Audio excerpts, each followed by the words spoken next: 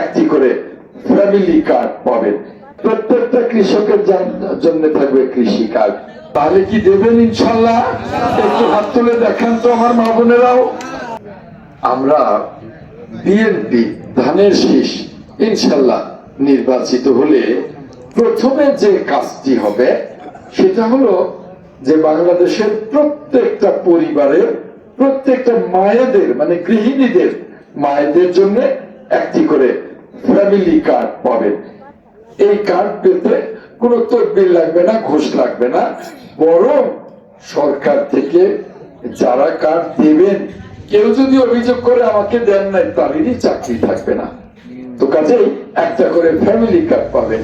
এই family card পেলে প্রত্যেক মাসে 5 বছর মেয়াদ, এটার মেয়াদ 5 বছর, প্রতি মাসে প্রথম সপ্তাহে পাবেন আমার মায়েরা 2500 টাকা, 2500 টাকা।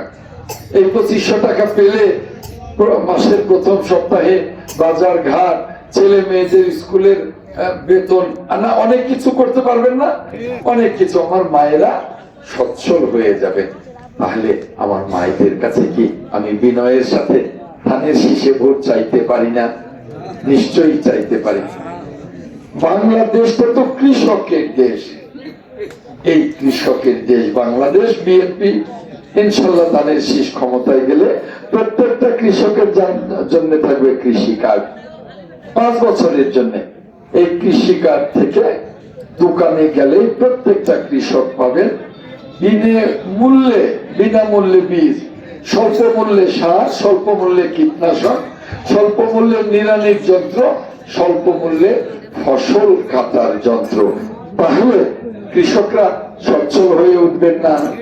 তাহলে তো আমি আমার ভাইদের কাছে ধানের শীষের ভোটটা চাইতেই পারি, তাই না? বাংলাদেশ কৃষকের দেশ, অনেক কৃষক কৃষি ঋণ নিয়েছেন, তাই না? ধানের শীষ ক্ষমতায় গেলে 10,000 টাকা পর্যন্ত কৃষি ঋণ মওকুফ করে দেওয়া হবে, 10,000 টাকা পর্যন্ত। তাহলে কৃষকদের অনেক সুবিধা হবে না? তাহলে আমি তো অবশ্যই ধানের শীষের ভোটটা চাইতে পারি, তাই না? তাহলে কি দেবেন ইনশাল্লাহ? একটু হাত তুলে দেখান তো আমার মা বোনেরাও। অনেক ধন্যবাদ, নামান হাত, অনেক ধন্যবাদ।